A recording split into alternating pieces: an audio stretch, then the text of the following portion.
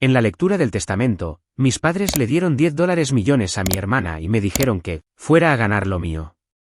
Luego, el abogado del abuelo se levantó y leyó un secreto que guardaba solo para mí. Mi madre empezó a gritar. Era una cálida tarde de septiembre en Austin cuando me detuve frente a la Old Ranch House. Las campanillas de viento en el porche tintineaban suavemente, el mismo sonido que una vez significó seguridad y tardes de verano llenas de risas. Ahora, se sentía extraño, casi hueco. No había estado aquí en más de un año, no porque no quisiera, sino porque me habían dicho que no quedaba nadie a quien visitar. Cuando la puerta principal se abrió con un crujido, no me recibió un abrazo, sino una voz tan fría como la oxidada puerta mosquitera. Llegó. Así que, finalmente, decidiste aparecer, dijo la abuela Rose, con los ojos afilados y los brazos cruzados. Me quedé inmóvil. Sus palabras dolieron más de lo que esperaba.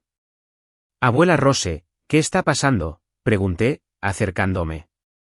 Me dijeron que estabas en un asilo de ancianos, que tú y el abuelo John no. Me interrumpió, levantando una mano temblorosa. Ese simple gesto se sintió como una bofetada. Tu abuelo te llamó, Sierra, una y otra vez en su lecho de muerte. Seguía preguntando por ti. Su pequeña científica, pero nunca contestaste. Nunca lo visitaste. Se me cortó la respiración. Eso no es cierto, dije, con la voz temblorosa. Por favor, déjame ver el número al que llamaba. Ella dudó un momento, luego desapareció dentro de la casa. Cuando regresó, sostenía una pequeña libreta, con las esquinas gastadas, las páginas ligeramente rizadas. Me la entregó. Reconocí la letra del abuelo John al instante, pero el número en la página no era el mío. Ni siquiera se parecía. Este no es mi número, susurré. He tenido el mismo desde la escuela secundaria. Sus cejas se fruncieron. Nos dijeron que lo cambiaste cuando fuiste a la universidad, dijo, su voz más baja ahora. Dijeron que no querías que te molestaran, que querías espacio. Que te avergonzabas de nosotros. No, dije, retrocediendo, mis piernas repentinamente débiles. Me agarré a la barandilla del porche para apoyarme. Abuela Rose. Volví a casa las vacaciones de primavera pasadas. Vine aquí. Lexi estaba aquí, dijo que no había nadie en casa. El rostro de la abuela Rose se puso pálido. Estábamos aquí. Siempre hemos estado aquí. ¿Sierra? ¿Qué estás diciendo? Me mintieron, dije, la ira subiendo por mi pecho como una ola. Me dijeron que tú y el abuelo John habían sido trasladados a un centro de cuidado en Cedar Ree. Dijeron que no se permitían visitas debido a la cuarentena, que era mejor que me mantuviera alejada y me concentrara en mis estudios. Sus labios se abrieron, pero no salió ningún sonido. Parecía como si le hubieran quitado el aire. Dijeron que no querías vernos, susurró finalmente. Que dijiste que tenías una nueva vida ahora, que no pertenecíamos a ella. Una risa amarga se me escapó, aguda y temblorosa. Nunca dije nada de eso. Me aislaron de ustedes a propósito. Ni siquiera me dijeron que el abuelo John estaba enfermo hasta que fue demasiado tarde. Me dijeron que el funeral era hoy a la 1 de la tarde. Llegué a la iglesia y estaba vacía. Ella parpadeó lentamente y se sentó en el columpio del porche, como si sus rodillas ya no pudieran sostenerla. El funeral fue a las 9 de la mañana, murmuró, la comprensión asomando en su rostro como una sombra. Ellos, le dijeron a todo el mundo que no te presentaste, que no te importaba. Tragué el nudo en mi garganta. Nunca me perdería su funeral. Nunca. Él fue el único que creyó en mí. El porche se emborronó mientras mis ojos se llenaban de lágrimas. Sin pensarlo. Caí de rodillas a su lado y hundí mi rostro en su regazo. Durante mucho tiempo, no dijimos nada. Solo el viento hablaba, susurrando entre los árboles como si también llevara secretos. Murió pensando que no me importaba, sollocé. Ahora sabemos la verdad, dijo la abuela Rose suavemente, acariciando mi cabello como cuando era pequeña. Lo sabemos, Sierra. La abuela Rose se secó las lágrimas con el borde de su manga. Luego me miró con una firmeza que no había visto en años. La tristeza en sus ojos no había desaparecido. Pero ahora estaba mezclada con algo más agudo, resolución. Se puso de pie lentamente, cepillando el polvo imaginario de su falda, luego entró en la casa. La seguí, insegura de lo que vendría después. Sus dedos temblaron ligeramente mientras marcaba, pero cuando habló, su voz había recuperado esa firmeza inquebrantable que recordaba de la infancia. ¿Marta? Sí, soy yo, dijo secamente. Necesito que tú, Robert y Lexi vengan de inmediato. Escuché una voz amortiguada al otro lado. La abuela Rose interrumpió antes de que pudiera terminar. No, no puedo esperar. Los esperaré dentro de una hora. Colgó sin despedirse. Luego se volvió hacia mí. El abogado también está en camino, dijo, su voz tranquila, pero debajo de ella algo ardía. Tu abuelo. Dejó algunas cosas que necesitan ser leídas en voz alta, frente a todos.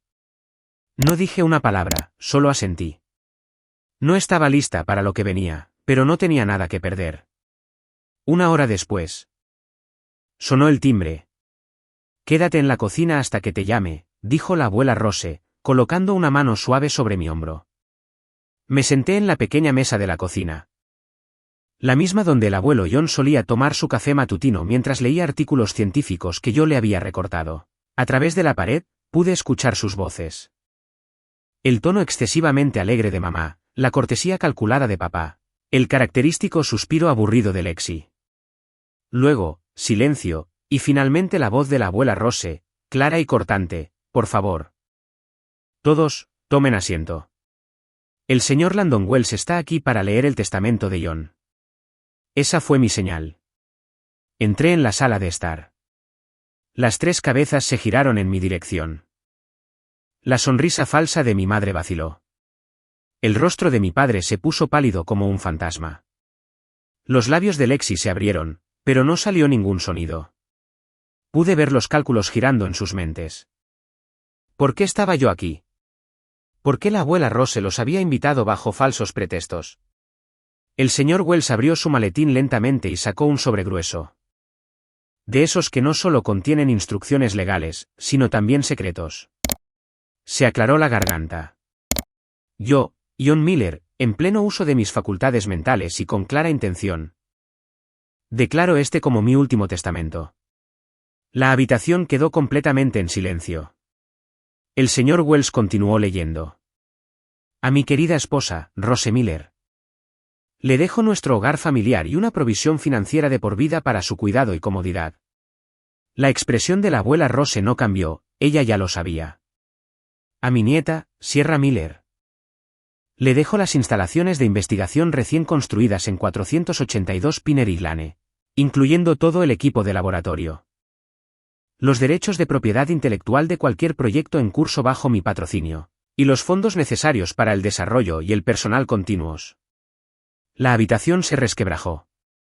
Fue sutil al principio, una inhalación brusca de papá, el temblor del ojo de mamá. Pero fue Lexi quien rompió el silencio. Debe estar bromeando. Su voz temblaba de furia. ¿Le diste el laboratorio? ¿Toda la maldita instalación? El señor Wells no se inmutó. Y, finalmente, el resto de mi patrimonio, cuentas. Activos e inversiones se dividirá en partes iguales entre mis dos nietas, Sierra y Lexi Miller. El silencio que siguió fue atronador. Lexi se levantó tan rápido que su silla chirrió contra el suelo de madera. Su cara estaba roja, sus labios curvados de incredulidad. Esto es una locura. No. No. Se suponía que yo iba a obtener todo. Eso es lo que dijiste. Se volvió hacia sus padres, la voz quebrándose. ¿Lo prometieron? Me dijeron que si lo visitaba, actuaba como la nieta buena. Seguía el juego, todo sería mío. La miré, paralizada. La habían hecho actuar, mentir, manipular a un hombre moribundo por dinero, y ella lo había hecho voluntariamente. Pero la abuela Rose no había terminado. Hay más, dijo fríamente, metiendo la mano en el cajón a su lado y sacando una carta doblada. Su mano tembló mientras se la pasaba al señor Wells. John quería que esto también se leyera. El señor Wells desdobló la carta lentamente, con cuidado de no romper los bordes quebradizos. El papel se había amarilleado ligeramente. Pero la letra del abuelo John permanecía audaz y firme, como si hubiera escrito cada palabra con una claridad inquebrantable. Se aclaró la garganta antes de leer en voz alta. A mi queridísima Sierra. Si se está leyendo esta carta, significa que ya no estoy a tu lado, y aunque esa idea me rompe el corazón, espero que estas palabras transmitan algo del amor que no pude mostrarte lo suficiente en vida. Siempre fuiste diferente, no de una manera que necesitara ser corregida. Una respiración brusca se me atascó en la garganta. Ya podía sentir la mirada de mi madre quemándome, pero no la miré. Te vi crecer con preguntas en tus ojos que nadie a tu alrededor parecía interesado en responder. Vi cómo a los 7 años apretabas tu pequeña libreta, registrando cuánto tiempo tardaba la lluvia en llenar un frasco de vidrio. Vi cómo tu alegría se apagaba cada vez que tu madre te ignoraba, cada vez que tu padre cambiaba de tema. Y observé impotente cómo tu brillantez los incomodaba, porque no podían entenderla, y peor aún, porque nunca lo intentaron. Lexi se removió en su asiento. Mamá se cruzó de brazos. Papá apartó la mirada. Lexi siempre fue más ruidosa, más fácil de alabar, más cómoda para ellos como padres, y por eso le dedicaron todo, atención, afecto, dinero. No la culpo del todo por cómo se desarrollaron las cosas, ella interpretó el papel que le escribieron. Pero tú, Sierra, tú construiste tu propio guión. Sosteniendo el trofeo con ambas manos, sin saber si sentirte orgullosa o avergonzada. Preguntaste si podíamos guardarlo en la caja debajo de tu cama en lugar de en el estante. Dijiste: quizás si no lo muestro, dejarán de mirarme como si fuera hija de otra persona. Mi corazón se rompió ese día. Sentí que la habitación se encogía a mi alrededor. Mi madre permanecía rígida. Mi padre se había puesto pálido. Lexi estaba en silencio, mordiéndose el labio inferior. Te merecías más de lo que te dieron, no solo cosas, sino reconocimiento, calidez. Espacio para ser exactamente quien eres. Y aunque no puedo reescribir el pasado, puedo asegurarme de que tu futuro se construya según tus propios términos. Por eso te construí el laboratorio. Por eso cambié el testamento. No eres un error. Eres un milagro que nunca merecieron. El señor Wells dobló la carta lentamente. El silencio que siguió fue ensordecedor. Recordé los trofeos. La caja debajo de mi cama, la forma en que solía sentarme durante horas reordenándolos como piezas de un rompecabezas que no sabía cómo mostrar. Recordé esconder certificados en los cajones. Recordé a Lexi diciendo: a nadie le gusta un sabelotodo, cada vez que abría la boca delante de sus amigos. Y recordé hacerle las tareas. Simplemente eres mejor en estas cosas, solía decir, dejándome sus libros delante sin siquiera preguntar. Lexi, eso es trampa, le había dicho una vez. Sierra, ayuda a tu hermana, había espetado mamá desde el pasillo. Quizás nos trajimos al bebé equivocado. Se reían. Yo nunca lo hice. Miré mis manos ahora, más viejas, más firmes, más fuertes que las que solían agarrar una lupa en el patio trasero. Tratando de atrapar la luz del sol en un frasco. El abuelo John me había visto. Siempre me había visto. Y ahora se había asegurado de que el resto del mundo también lo hiciera. Siempre fui la callada. La que se quedaba atrás mientras el resto de la familia se movía como una unidad pulida. Lexi siempre en el centro de atención, mis padres orbitándola como planetas alrededor de un sol. No necesitaba su atención, me decía a mí misma, no realmente. Pero incluso las mentiras se vuelven pesadas cuando las cargas por suficiente tiempo. Ella nunca aplaudió así por mí.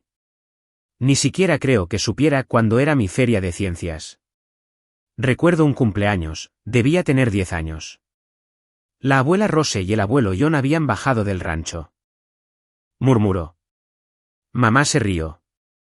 Bueno, así es nuestra Sierra, siempre la pequeña bicho raro. Esa noche, monté el microscopio en el mostrador de la cocina, demasiado emocionada para esperar. Había preparado portaobjetos con agua de estanque, trozos de piel de cebolla, pétalos de flores, cualquier cosa que pudiera conseguir. Pero justo cuando me incliné para enfocar la lente, La voz de mamá atravesó el pasillo como una cuchilla. Sierra, limpia eso. Los amigos de Lexi van a venir. No quiero tu desorden científico afuera. Ni siquiera me miró cuando lo dijo. Invitaciones a campamentos de investigación de verano, mis padres los trataban como tareas. ¿Tengo que llenar más papeleo? ¿No puedes saltarte este? Ya hicimos el último campamento. ¿Qué pasa con el viaje de Lexi a Miami? No podemos estar en todas partes. No se daban cuenta de que esas eran las únicas cosas que me mantenían a flote. El reconocimiento de extraños significaba más que el silencio de mi propia sangre. Y no era solo negligencia. A veces, se sentía como resentimiento. Como si mi misma existencia complicara la historia que querían contar sobre nuestra familia. En la escuela, una vez escuché a mi madre hablar con otra madre. ¿Sierra? Oh. Recuerdo que me retiré al baño y me encerré en el cubículo, agarrando el borde del tanque del inodoro para no temblar. Incluso en momentos en que intenté acercarme a ellos, cuando entré al programa para superdotados, cuando fui aceptada anticipadamente en la universidad, respondieron con miedo, no con orgullo. ¿Estás segura de que estás lista para eso? Estarás muy lejos. No te apresures en la vida, Sierra. Está bien ser ordinaria. Pero yo no era ordinaria. Nunca lo había sido. Y el abuelo John lo sabía. Debía tener 12 años. No preguntó qué había pasado. Simplemente me entregó una libreta de bolsillo y dijo, escribe las cosas que ellos no entienden. Un día, el mundo lo hará. Esa libreta me acompañó durante la escuela secundaria, a través de cada experimento fallido, cada almuerzo solitario, cada cumpleaños invisible. Fue mi ancla, mi armadura. Ahora, sentada en esta sala de estar con esa misma familia frente a mí, fingiendo que no merecía nada de esto, fingiendo que yo era la egoísta. Sentí el peso completo de esos años asentarse a mi alrededor como una armadura reforjada. Habían pasado toda una vida tratando de apagar mi luz. Su voz se quebró. Me hicieron suplicar a un moribundo por su favor. Esa frase quedó suspendida en el aire como humo después de un disparo. Incluso la abuela Rose parpadeó. Nunca pasaste horas con él hablando de libros, experimentos o su jardín, continué, mi voz tranquila. Nunca te sentaste junto a su cama de hospital a menos que alguien te lo dijera. Puede que me hayan apartado con mentiras, pero al menos fui honesta sobre cómo lo amaba. Basta, espetó mamá, poniéndose de pie abruptamente.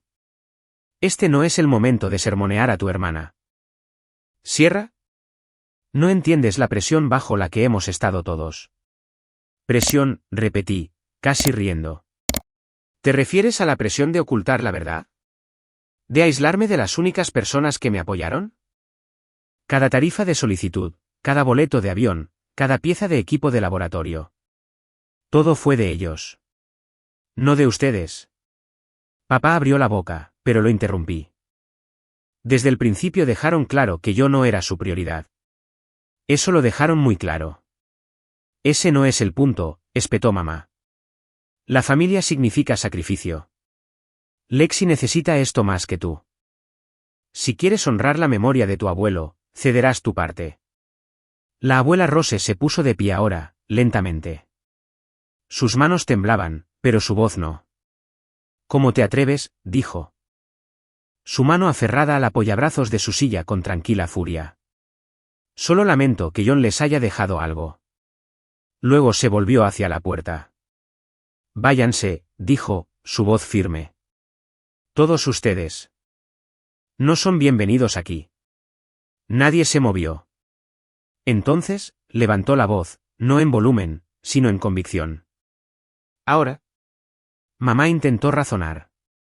Rose, somos familia. Ya no, dijo ella. Lexi salió corriendo primero, sus tacones resonando como disparos en el suelo de madera. Mis padres la siguieron, murmurando algo sobre desafíos legales y reconsideración. Pero se fueron. Y por primera vez en mi vida, no pudieron llevarse nada. La casa volvió a caer en silencio, un silencio más tranquilo. No agudo, simplemente libre. Han pasado 6 años desde aquel día. 6 años desde que la puerta principal se cerró de golpe detrás de mis padres y mi hermana. Sus pasos furiosos resonando en el porche como los últimos vestigios de una tormenta que finalmente se disipa en el mar. No he hablado con ellos desde entonces. A veces. Pasó de ser un espacio de investigación privado a algo real, algo que importaba. Lo llamamos el Centro de Innovación John Miller, y no solo mantuvimos su nombre vivo, honramos su fe. Nos especializamos en tecnologías agrícolas sostenibles, sistemas de microrriego, genética de cultivos adaptativa, manejo ecológico de plagas. Cosas que una vez vivieron en los márgenes de las ferias de ciencias ahora llegan a granjas en apuros en todo el estado. El mes pasado estuve en un escenario en San Francisco, aceptando una subvención nacional por innovación en resiliencia climática. Llevaba un traje azul marino y el silencio de mi madre como armadura. La multitud aplaudió. El foco de atención no me cegó. Lo miré y no me inmuté. Y al lado del escenario, enmarcada bajo el logotipo de la fundación, había una foto de John Miller sonriendo frente a un campo de girasoles. La leyenda decía: para los soñadores que invierten en aquellos que el mundo pasa por alto. En algún lugar, creo que él lo vio. Avery y Noah, mis amigos más cercanos desde la universidad. Ahora dirigen departamentos dentro del centro. Nos reímos mucho. Todavía estropeamos experimentos, todavía quemamos palomitas de maíz en el microondas de la sala de descanso. Pero también cambiamos vidas, no porque seamos más inteligentes, sino porque alguien creyó que podíamos. A veces me pregunto si Lexi alguna vez piensa en aquel día. Si mamá todavía organiza cenas y dice: tengo 2 hijas, con una sonrisa practicada. Me pregunto si papá todavía se llama a sí mismo un hombre de principios. Pero la mayoría de los días. No me pregunto nada. Ayer, estaba reordenando una de las viejas estanterías en la biblioteca del laboratorio, algo que no había tocado en años. Escondida dentro de una copia maltratada de La naturaleza de las cosas, encontré una fotografía. Supe al instante al ver los bordes descoloridos. Era yo, quizás de 8 años. Agachada en el pasto detrás del granero, sosteniendo una lupa sobre un escarabajo en una hoja. El abuelo John estaba a mi lado, señalando algo en la distancia. Ambos sonreíamos. Sosteniéndola como algo sagrado, porque ahora sé que tenía razón.